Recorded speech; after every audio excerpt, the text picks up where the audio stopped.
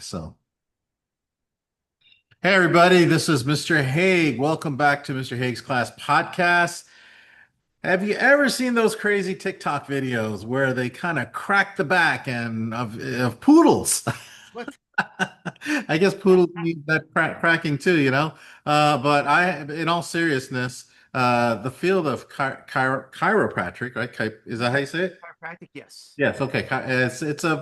It's very serious. I mean, it saves lives, it improves lives, and obviously you have to know what you're doing. It's not as simple as just cracking a back. It's a lot of procedures involved, Hmm. and the education behind it is enormous. So, I want to explain to the students out there who are thinking about embarking in this career, what's it like?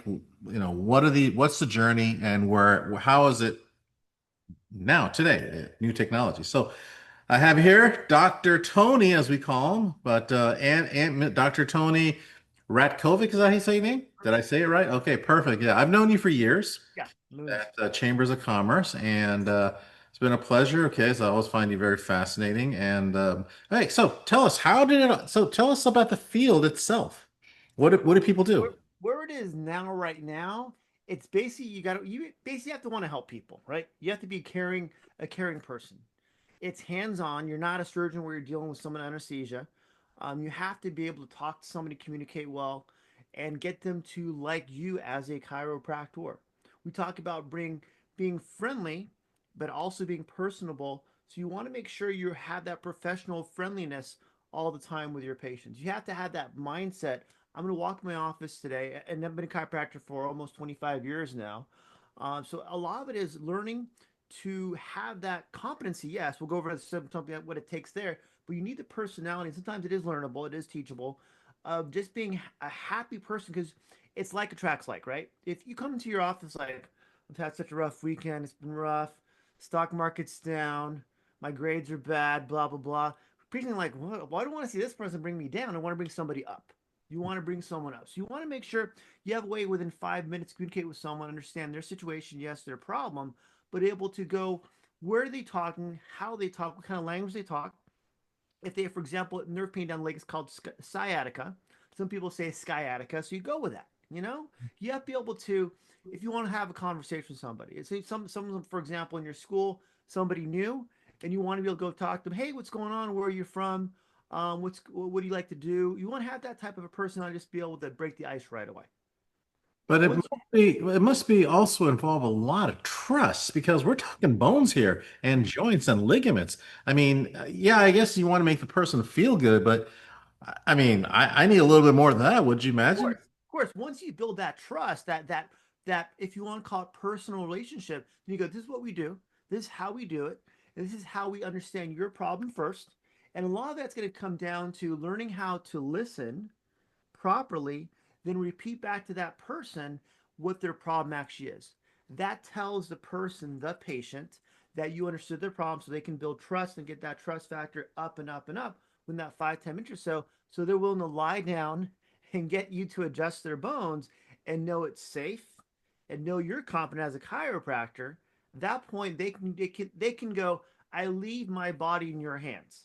And they may take a visit or two, they may take more time also, but by understanding that first evidence is so important to somebody, understanding how to do that, it's a very trained thing you can do under experience, but also getting the knowledge. Okay, what does the x-ray look like? What's their problem? Where's their problem coming from? Relate their, for example, neck problem to maybe even their headaches, even their upper back pain too, even arm neuropathy down the arm, and understanding when you say that, hey, this neck problem you're having is actually causing your hand tingling also. When you do this, what does this do? It promotes an unconscious agreement with the person that you know you're talking about. Okay. Jim, you know the stuff. This is what it comes down to, right? It's But almost no, like I didn't know. I don't know this stuff. a That's, lot of it is, if someone I would says, go to people like you. like, look, I see your X-rays. I see you have a neck being pinched. This is what we do in our office. At that point, that's going to cause the finger tingling you're having now that's coming from your neck. And that's exactly where it comes from. When I do Interesting. this is body language telling a person, yes, agree with me. And they're going to go, that makes sense, doctor. Because unconsciously, the Jedi mind trick, they're saying, yeah, that makes sense to me. And when So you there's a sound lot of neurology involved here. huge, huge, huge. Neurology is, is the number one thing we focus on in my office. People come with pain all the time. That's Hmm. it. That's pain in the shoulder, neck. But what is the neuropathy is five things. If you break it down, numbness, tingling, burning, sharp pain, and weakness. Those are your five signs of neuropathy. In a common sense or if you want to call it just common person understanding for one too. So look at those five things. Sometimes with those five things, one of those five things, they go, where's it coming from? How long has it been there before? And was there trauma involved? Was the mechanism of injury to cause that to happen? In my head, I'm thinking all these things. I'm asking these questions in the 5 minute period of to find out, try to trigger and find the clues and the answers to my clues to figure out what the problem is. Once I do that, then I can link it back to them. This is where it's coming from. You have this. It comes up from the hand, from the neck, from the pinched nerve in your spine you've had for 3 months from that injury you had 3 months ago. And I so, go that what are the typical problems that the people seek your help from? Like, what is the predominant, if there is a predominant?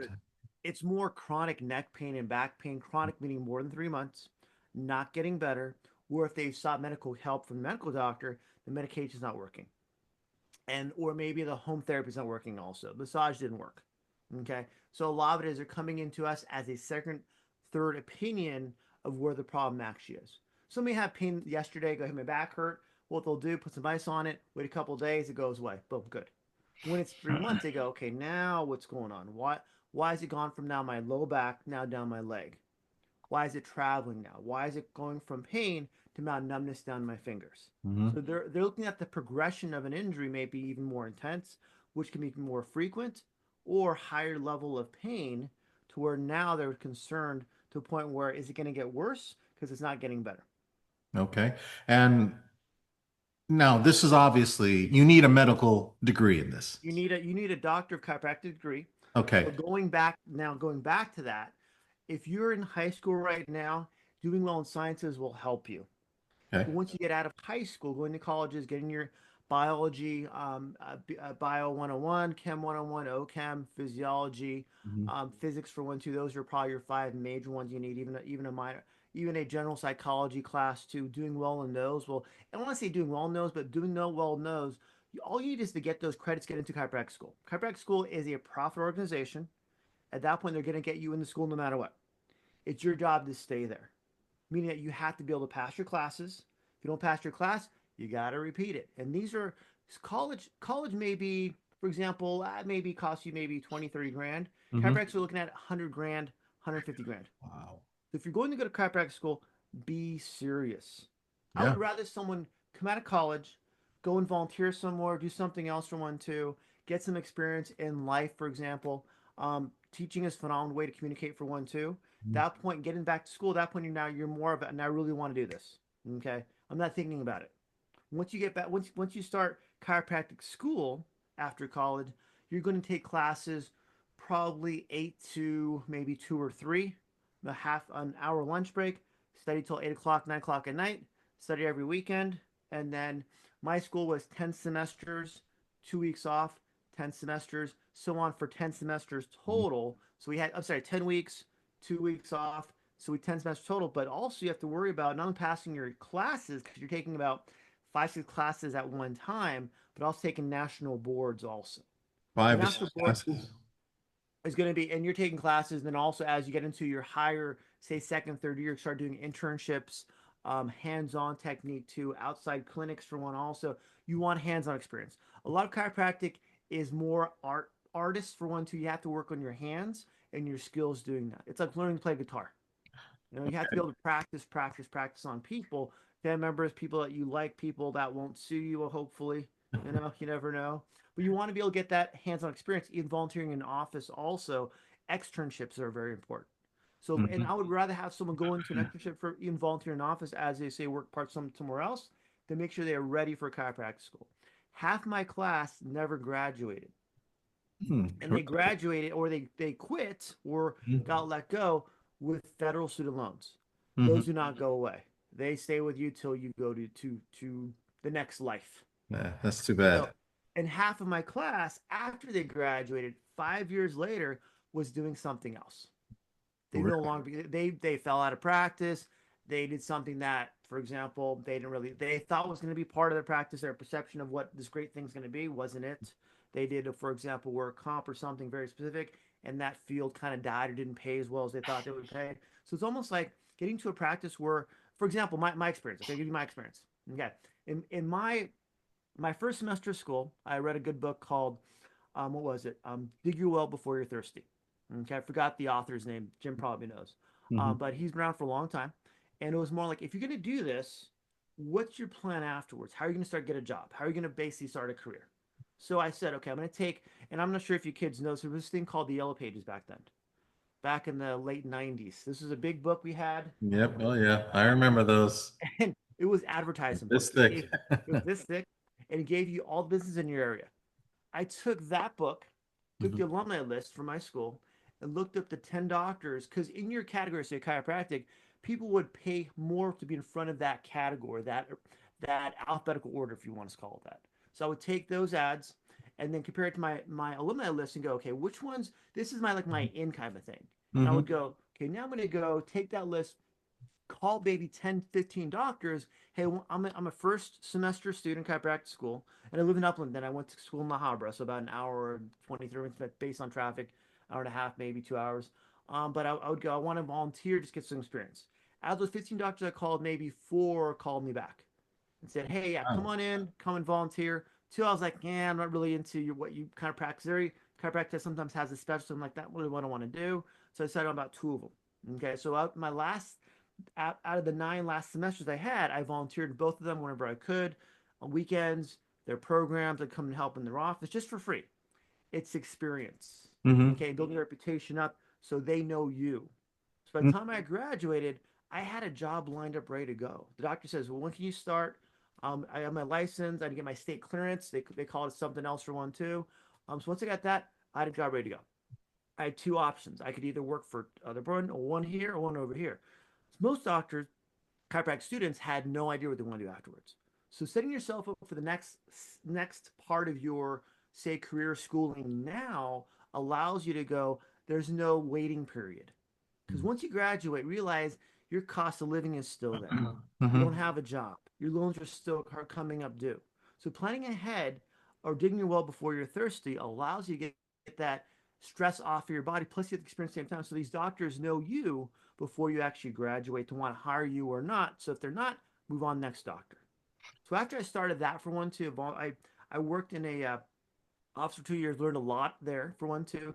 A lot of when you become an expert in your field, Jim knows, takes two things: experience and knowledge. Hmm. Who will give you the knowledge? Okay, experience is in the field. Right. Internships, that's going to be okay. But in the field, you see cases that you've never seen in school. You have to react right away. You'll treat someone right away. They're going to give you a call. Hey, can I come in? Perfect. I have this one. I'm like, okay, let's figure out the way it is. So having working under an experienced doctor gave me that accelerated experience as a mentor to Hmm. help me to get to the next level quick. Once I finished my 2 years with him, I jumped in my practice as a partner. And as a partner, I've been with my partner for since 2005, which is about 20 years. So it's been learning experience. Even then, when I jumped this practice, the previous partner he called me and goes, "Hey, do you want to buy in this practice?" I go, "I will, but I also want more experience." So he had done a lot of classes after graduating, learning how to run a practice. So he came back and taught us more now the business of the practice, Hmm. how to run the books, and how and not have to do that, but how the office actually runs well. Even though I have someone who does that for me, and she does a phenomenal job, I want to know the whole picture. So, in other words, you went under somebody's wing, Yes, which I think is a very strong way to get good at a field, to it's already be under the wing of somebody who's been through it. saves so much time. But let me ask you this. Okay, so you went through 4 years of a regular. Can I ask where you went to the first 4 year? UC Riverside, UCR. Okay, so you went to UC Riverside. Then after that, now in a typical, I guess, in a, I mean, a regular, I don't know if there's such thing as a regular doctor, but they go through 4 years of additional med school. What about a chiropractic? Chiropractic school is mine was accelerated 3.5 years, Two and but a half there is years. no extra. Part of the 3.5 years is still some outside clinic training, but it's really up to you. There is Okay. no extra. There's no residency, if you want to call it that. It's Okay. basically you have to go into a practice either on your own ready to go once you get your license, or work Mhm. under someone else for a while and then get your experience and then buy into a practice like I did, or start your own thing. So So what's your title? Is a doctor of chiropractic? doctor of chiropractic, Is that what is that, DC or DC, DC? DC. Okay. Now that gives you the right, obviously, to twist bones. Okay. Well, there's three physicians, right? Three physicians. There's Huh? MDs, medical degrees. Okay. There's doctor of osteopathy, DOs, and chiropractors. We're Hmm. able to diagnose and treat. Okay. So no, but can you prescribe medicine? No, we do not. So we're Okay. not part of our license, part of our ethics is non-medication is part Hmm. of it. The non-surgery, but there is a specialty within chiropractic you could qualify for, get certified to do under anesthesia adjustments. Hmm. But again, that's more takes more schooling. That's more practice. So now you have your own private practice, I would Yep. imagine, right? Okay, Yep. but do most I mean, I belong to Kaiser. Now, I would imagine they have their own chiropractic departments. Is that how a lot of these Hospitals chiropractors work? and networks how always network out Okay. to private practices. Okay. Kaiser does have chiropractic coverage, some, but it's outside clinics that they work with, not inside the hospital. Okay, so okay, got it. I thought in Kaiser I saw they have chiropractics there that Yeah, it's, they're it's separate doctors and separate separate networks doctors. outside the hospital for the actual treatment. Okay. Now, would you say that, I mean, it must be, you have to have tremendous customer service here, skill sets. Yeah. And so I like you. By the way, the website that you have is Euclid Chiropractic. Yep. Okay. Someone INC. really famous manages that for me too. It's great.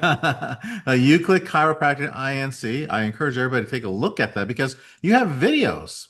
Now, Mhm. why do videos, on the procedures? Is it to help clients look good or? Well, and part of it going back to Yellow Pages before, that was the number way people would market, besides Mm-hmm. personal referral. Personal referral has always been the number one for, I want to say, thousands of years Mm-hmm. to find somebody in your specialty. But without Mm-hmm. that, the Yellow Pages were someone would open the page. We had a double, what's called a double truck ad. It was Mm-hmm. color, it was full page, blah blah blah. We paid, I want to say, close to probably $1,500 a month for it. Mm-hmm. Crazy. But once it started going down, because what happened is this World Wide Web came about, this World Wide Web, this Mm-hmm. internet thing. Yeah. But then all of a sudden, Google started. Google started with websites, then YouTube, and then Google Business Page where you can do Yeah. Google I reviews, remember all those. Yelp Yeah. reviews, then Facebook, and then Instagram, then Tic Tac Toe, and then where we are right now, right? So as the Yellow Pages died, where else are we going to do things? How else are we going to market to people to let them know what we do? It's educational marketing. Mm-hmm. We do videos. I'm even have podcasts also started in 2016 to educate patients. That builds up your reputation as a professional healthcare advocate. I Mm-hmm. call it one too. That one allows them to see it transparent. What is the adjustment? How do I just loaded one up today from one of my talks I had done back, I want to say in July or August for one also. I showed the full adjustment on another doctor for one. So it makes the office very transparent of what we do. So there's no behind the curtain stuff. There's no questions unanswered. When you come in the office, you go, "Hi, I'm seeing the YouTube doctor. I want this, this, and this." It saves them the time, educates them coming in the door, what we Mm-hmm. do, and they come in with all these questions. So I now answer questions to reaffirm that they're in the right place. Mm-hmm. Okay. My best videos are going to be my adjusting videos, exercise videos, my podcast clips for one also, the long podcast links for one also, anywhere from chiropractors. This week I had someone on spiritual bodybuilding. Last week on biohacking for one also. I've done, I want to say, geez, over 500, not 500, 500 podcasts, but also podcast clips too. Mm-hmm. I try to do one a couple times a month.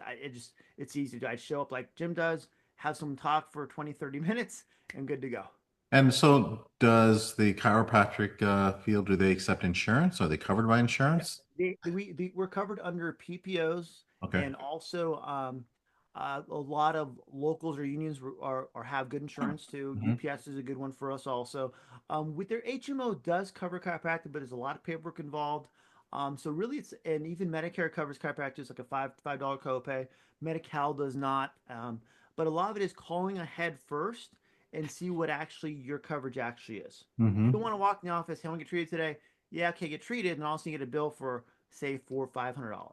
So do you get referrals from medical doctors, or do We do, they? we You do, do? we do, Okay. and even attorneys. So we see a lot of personal injury cases from car Okay. accidents, We do that also. Trauma related. We have X-rays in our office too, so we show some of Mhm. their X-ray relative to their normal. We compare comparison normal your Mhm. X-ray. What's the difference? So we make it as simple as possible for them to understand their problem, how we're going to help them. At that point, get them treated the same day. And what's the typical life? Give me a typical day, just an average day. Typical day. I already got a message from my staff for tomorrow's schedule. We see about 60 people in the morning and about 30 people in the afternoon. I already have four patients on the book, four new patients on the book. So I'm running the whole time. I don't have time to rest. I just go, go, go. You know, my treatments take sometimes 5 to 10 minutes the most for a patient, especially a returning patient, because they know what they need. I know what they need. Boom, I get them treated from the table, get Mhm. the heck out. And I also make sure part of my initial visit with them is to make sure I give them exercise, start doing it at home. I go to the exercise with them. So first it's always the longer visit, exercise them at home. At that point they have things to do at home. So my thing is I'll adjust them. I'll make them feel better. But what do you do an extra 23 hours and 50 minutes a day that can either help their health or make their health worse? So make sure you give them the right things to do. I want to walk them through their day so I know how to help them feel better by their next visit, their next day, their next week, their next month. So my job is really make every patient their best doctor themselves, but make educated and accountable for their health. That's my plan. Okay, well, I think that's really very helpful. Why And not? yeah, why not? So, how long would you say from the minute you decide you made the decision, okay, I'm going to go into chiropractic. I've already graduated. Let's say I graduated college. I decided I'm going to go. How long between the time you made the decision to do that when you get until you get your first paycheck? I know Ooh, you said 3 years, so and three and then a half years. My programs want to accelerate, so there's no summers off. Some have summers off, so it's almost a 5 year program, which is I want Mhm. to get things in and out. So you're talking about maybe 5 years to get your first paycheck once you start chiropractic school. Okay, 5 years. Okay, that's significantly lower than say a medical doctor. Oh, huge, huge. But again, it's almost like it's 5 years if you set yourself up Uh-huh. the right way during school to have a job lined up either as an associate, as an employee of another chiropractor, or as your own practice. Even a lot of legacy practices where a father has his son or daughter go to chiropractic school and grooms that child become a partner and also take over the practice when that father or son or mom wants to retire. So it's almost there's almost like you have to decide that first, almost going into school, what Hmm. type of practice you want, where do you want to practice, what location, Hmm. and also who do you want to practice with, solo, with a partner. So you almost want to live where you want to practice. I drove about an hour and a half from to school every time, so every day. So when I was in school, so a lot of it was I spent the weekends here whenever I could volunteer. So by the time I graduated, I was in my location. So not I would market here, but I had people I knew in the area. Okay, from church, from my community, from the chamber, Upland Chamber for one also. So I was really involved in that. Even the local schools Hmm. understand I could do their workshops, help with their science program too, and volunteer my time to do my learning or teaching them Hmm. some of the bedside manner stuff as a way to promote my practice. And I understand you're also working with high school kids right now, I would Oh, dude, imagine. I love high school kids. They're Uh-huh. very moldable, as you know, with your kids, one to your students, and a lot of them want just that experience of what they want to do. Some of them might be introverts, so I kind of work with them that way too, Hmm. to be more vocal or more communicative. But a lot of us, once I get them there, so right now I have one, Martha. She's great. She was my last semester, in the spring, this last spring of 25, and I brought her on now as a full time back office 3 days a week to help me with with my patients. Hmm. So it's been great to have that access help, but also helping her understand what the field is. And I always joke with them too. I always have them, for example, remember patients' names. So Hmm. they're involved with patient care. Okay, and so do most chiropractors like you, do you have your own business or do some people in partnerships or are they It's work for an probably institution? 50-50. I do instructing for the state, so I do a lot of state classes and workshops. So I see the different chiropractors in Southern California. It's 50-50. Okay. Some people like to work others, some people don't. And realize this is a career you can do for probably once you graduate a lifetime 30, 40 years where you can even go part-time and work say 3 4 days a week. A lot of chiropractors don't work 4 days a week. It would probably break me 4 days a week, 40 hours, I'm sorry, 40 hours a week. So some chiropractors I work 3 days a week, three full days. Some work three and a half, some work two, some work even one. So it depends on what your schedule, what you want to do, and how much income you want to get. Realize for every person you see, it's going to adjust. So the more you see, the more you're going to take home. And as a business too, as a private business, there's more tax advantages versus working somebody else. So it's almost like what you want to do. And some people, for example, they've worked in a private practice for say 20 years. Now they go work for somebody else. They go, so much easier. So it depends on what your grass is always greener, right? So it depends on what you want to do. Hmm. So we talked about the fruitions of a chiropractic. We talked about the good parts. Now, what's a challenging thing that you've experienced A lot besides angry patients? a lot of it is it's dealing with people all day, right? So you have to have that, you want to call it shield around you personally, so you don't take it home. You don't Hmm. take things personal. Some people come in with their chronic pain. They have bad attitude because of the pain for one, two. They may yell at you. I had one person, real nice guy, kind of a joking thing, Hmm. big guy too, big guy, iron worker, and he was kind of an animated guy. And I adjusted one time a little back, and it popped really loud. And after it popped, he jumped up. My intern in the room, so she was my witness, Martha. He jumped up and slapped me in the butt. I was like, "What the heck was that?" You know. So you're gonna have you're like, because when you adjust someone, it's like riding a roller coaster. You don't know what Hmm. the reaction is gonna be. And three reactions are very common with their first adjustment: laughing, crying, or speaking in tongues or Tourette's. So you don't Speaking know what's in going to happen. tongues. Yes. They may speak in a language, it just comes out, whatever it might be. So you have to roll with everything, right? I think part of people that drop out of practice or Hmm. decide to do something else afterwards, they're really not in it for the patient. They're in it for themselves. They thought they could make a lot of money. Oh, Like good point. anything, things are I've we've had months, especially during the financial crisis back in 08, 09, where we wouldn't take home a paycheck. Hmm. We pay the bills, pay the staff, we make the paycheck. Right? It's going to happen. But and part of it is you be the best chiropractor in the world, Hmm. best student in the world, but if you can't run a business, Hmm. you're not going to survive. So And you have to so, who are also your staff? Who are your staff? You have a I have staff. I have my partner, great Uh-huh. partner. We're 60-40 right now.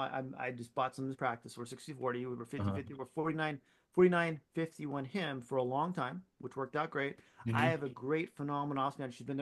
She's been there for probably 35 years, a long time. She runs the show. I do very little business part of the paperwork. I understand what it is. I ask her questions, but she Hmm. takes care of all that back office bookkeeping and insurance stuff. I have a front office staff, two of them part time. They run the book. They make phone calls. They answer the phone. They smile in the morning, talk to patients, know them by name, make it very personable. That's the plan. So as long as, and I would say as long as you have a good smile, remember people's names, Hmm. and are personable, chiropractic can be for you, but realize it's going to be good days and bad days. You have to be able to take care of your mind also, so you walk in with a good attitude. It's called PMA, PMA, the letters PMA, positive mental attitude. If you don't Hmm. have it, you can't have your patients have it. You have to have, we talked about against the very beginning, that attitude to walk in with, so you bring your patients up here, you don't keep them down here. So you have to really, and I've done a lot of, as Jim knows, we've read a lot of books, Hmm. a lot of audiobooks about keeping your mindset right, about just personal growth, even business growth too, even running your own financial part of your life for one too. Hmm. No one pays you a pension. No one's saving money for you. No one's going to tell you not to put on a credit card. You have to have your own financial diligence and incompetence to not overspend. So when things do dry up, you have some money saved. Take care of and you have to be your own financial planner, your own business planner, your Hmm. own chiropractic advisor for yourself too. Right. So there's a lot involved in it versus working. If you want to, Seems go like that. go be a general practitioner at Kaiser. Fantastic, great job. It's Right. called the golden handshake, golden cuffs for a reason. You're kind of stuck there. But if you think about going private practice, go and follow a doctor for a while, and Hmm. find maybe try two or three and just see why they're happy in practice. What makes them happy? If they've been practice for say 10, 15, 20 years. Why are they happy in practice? What has made them happy? I may not have all the answers for you, but can I give you a sense of what requires you to go into practice, so whatever comes at you, whatever patients tell you, you can go, man, how do I help this person feel a little bit better today? Maybe a Wow. little joke here and there, maybe a little advice, a little bit of help here and there. Does that work for you? How that goes? So it may not be the adjustment every time, but maybe some. I had a patient right now. He's only 22 years old. Guy from APU, nice kid. He's from Michigan originally. Really bad low back. We had to go to the ER this weekend.